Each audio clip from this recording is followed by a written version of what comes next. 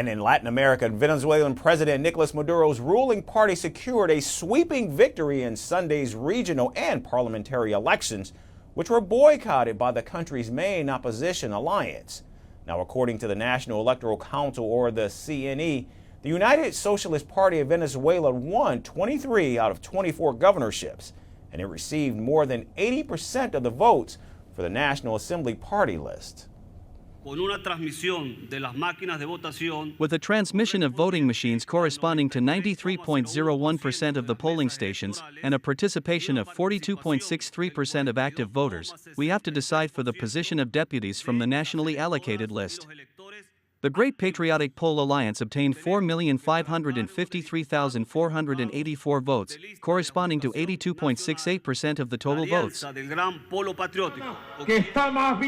To all Venezuelans, this victory is the victory of peace and stability for all of Venezuela.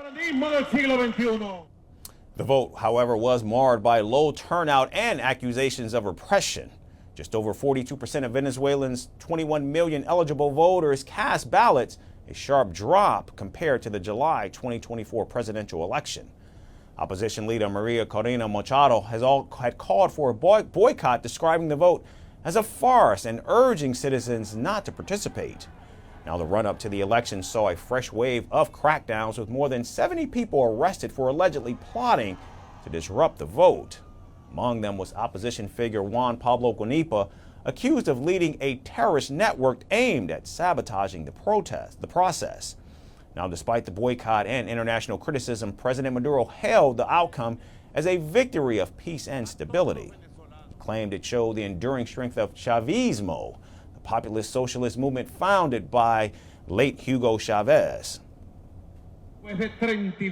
After 32 continuous elections, after blockade, criminal sanctions, fascism, and violence, today the Bolivarian Revolution has shown that it is more valid and stronger than ever. Today we have demonstrated the power of Chavismo, of Bolivarianism of the 21st century. The election included 285 parliamentary seats and 24 governorships. It also included, for the first time, a vote in Essequibo, a disputed oil-rich territory controlled by neighboring Guyana but claimed by Venezuela. Public trust in Venezuela's electoral system has eroded further since the controversial 2024 presidential election.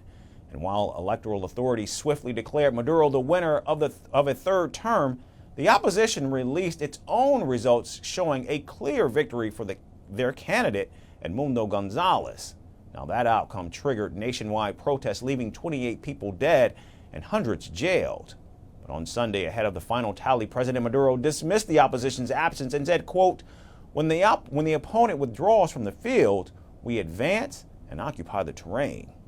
Machado posted photos of nearly empty polling stations on social media and renewed her call for the armed forces to take action. With faith in Venezuela's democracy fading fast, the latest vote has only deepened the country's political divide.